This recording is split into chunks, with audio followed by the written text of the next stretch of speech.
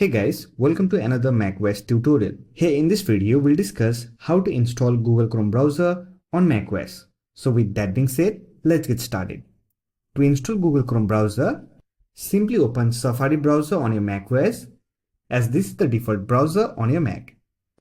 And search for Google Chrome and open the link from google.com. Don't worry about the download link, I'll provide the download link in the description box. Here you'll find the option to download Chrome. Simply click on this download icon and it will download Google Chrome installer file. So wait for the download process to complete. Once done, simply open it. Then drag Google Chrome to the applications folder. After that, simply close this window. Now click on Launchpad and look for Google Chrome browser. Simply open it. Now here click on open. Now here we have the Google Chrome browser.